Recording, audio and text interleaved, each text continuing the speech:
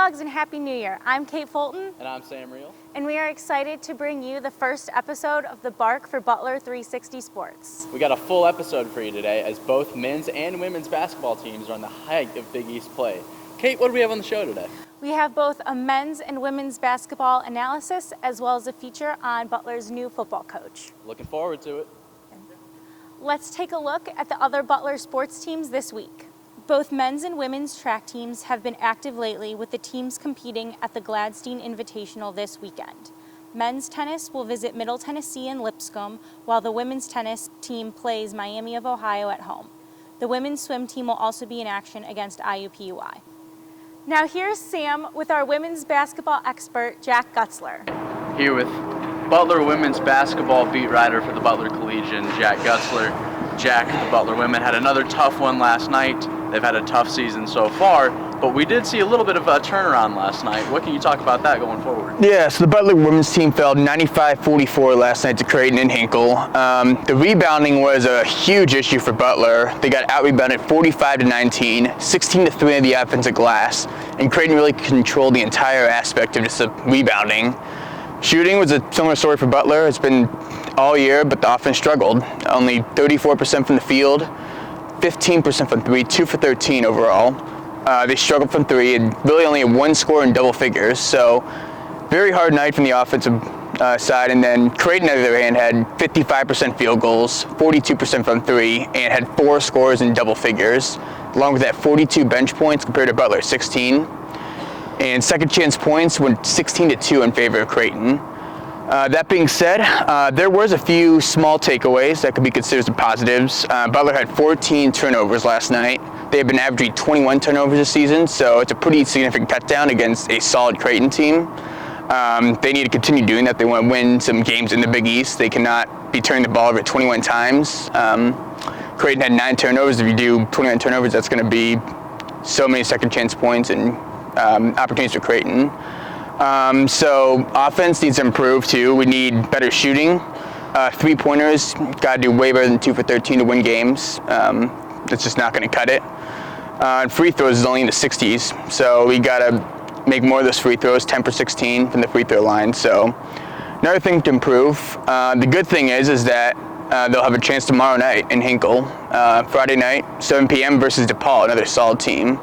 And they're 1-14 right now. 0-5 in Big East play, hoping for that first win conference. So as we head into the game tomorrow against DePaul here at Hinkle, who are some players to watch for them? So there's a handful. There's 2 freshmen, Alex Bichard, Zoe Jackson, that have had pretty solid seasons this year, averaging double figures, and have been the lead scorer in several games for the Dogs, which is pretty big to have as a first-year student. Selena Taborn, a grad student, another big player who's had a good season, has had some 30-point games. That's always a good thing to have on a team that struggles in offense. So those 3 will definitely need to step it up Friday night against a good DePaul team. You mentioned Selena Taborn. She's had a huge impact on the Butler offense this season. What have you seen from her? Yeah, I mean, the impact is just incredible. You know, she's the leader in the entire nation in field goal percentage, shooting 74% from the field. And, you know, you need that reliable offensive piece. A team that's been pretty inconsistent on offense, having that player that can score pretty much at will, 74% of the field, is extremely important for Butler. And if utilized correctly, can be a huge piece for the Dogs going forward. Well, thank you, Jack. Tomorrow, the Butler women will try to turn it around against DePaul here at Hinkle. Up next, Maeve sits down with the new head coach of the Butler football team, Coach Uremovich. Thank you, Sam. I'm here with Coach Uremovich here to talk about his new Butler head coach football position. So, Coach, can you just describe the process of how you became the head coach for Butler, kind of what that looked like? Well, there was a opening because JV, the head coach, who had been here for a long time, done a great job, retired at the end of the season. And we had finished our season, and I was aware of the opening and applied to it like a bunch of other people did, and kind of went through the interview process and got excited about it after the first interview, and then getting a chance to come on campus and meet the committee and see campus and meet even with some of the guys on a Zoom got me really excited about the possibility here. So it worked out. They offered me the job, and I took it and fired up to be here. Yeah. So what about Butler stood out to you? What made you want to come coach here? There's nowhere else in our league, and really not many places in the country, that can offer the education that they're going to get along with the football opportunity in a city like Indianapolis. So that got me excited. I'm from the Midwest originally and wanted to get back here, and knew that we could recruit here and put together a good staff here. Awesome. So this is your first head coaching position since 2011, if I'm correct. Yep. So are you excited about that? Like, how do you feel like it's different so far? After spending several years as an assistant, I was ready to be a head coach again. I looked the last couple of years for a couple different things, and neither one of them seemed to fit.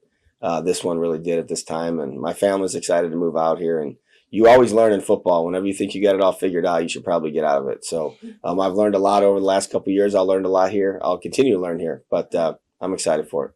Awesome. And then do you have any like big plans for this team as head coach? Like, what are you really trying to get done? Like, what's your strategy? I want them all to graduate, okay, because then I know they're going to get jobs with their degree from Butler, and I want them all to leave with a conference championship ring on their finger. That's a lot of work. Those two things are really hard to accomplish. But we have to go day by day, like I said earlier, and just improve a little bit every day and then stack those gains together at the end. Thanks, Maeve. The Butler men's basketball team returns to Hinkle Fieldhouse tonight following a 3-game road trip. Most recently, they lost in Hartford, Connecticut to UConn, but look to change that with a rematch tonight. I sat down with men's basketball analyst Brian Cooney to discuss the game. Brian, the Dogs are about halfway through the season. What do you think so far? So, Kate, through 17 games this season, the Bulldogs are 9-8. It's not quite the start they were looking for, but they faced some tough opponents thus far. We played UConn this past Tuesday night with a 16-point loss. Despite breakout games from Seamus Lukosius and Jaden Taylor, we came out with the loss.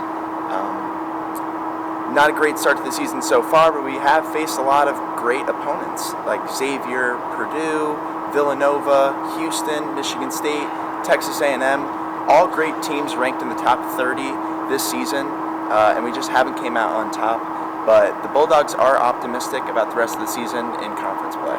You mentioned things to be optimistic about. What are some of the positives to take away from the games that they've played so far and how the team has looked? Right, so Butler actually ranks 53rd in the nation in defensive rating per game.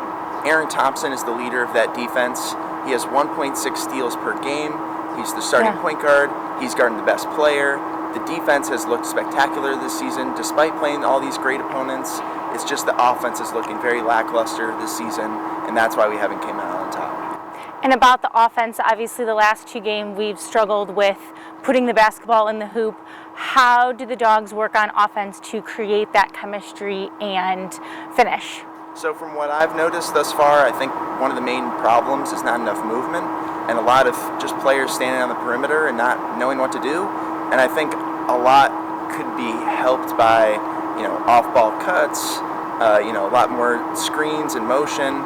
It just seems like a lot of players don't know what they're doing out there, and I would like to see a lot more plays ran in the Butler offense. Yeah, absolutely. And obviously we previewed the matchup tonight. The Dogs just saw this UConn team in Connecticut on Tuesday with a couple of days to kind of regroup. What are you looking for tonight, hopefully to get a W? The Huskies are a big team, and I think that's our main issue. The rebounding battle is tough, and it has been all season. One of our tallest starters is only 6'9", compared to a lot of other centers in college basketball. It doesn't really compare. Who knows what will happen tonight? Maybe we'll get some Hinkle magic in us, but rebounding is the main issue for sure. Yeah, absolutely. We'll look forward to it. That's it for today's episode of The Bark. For more information, please visit butler360sports.com. From all of us from The Bark, I'm Kate Fulton. And I'm Sam Reel, and thanks for watching, and we'll see you next week.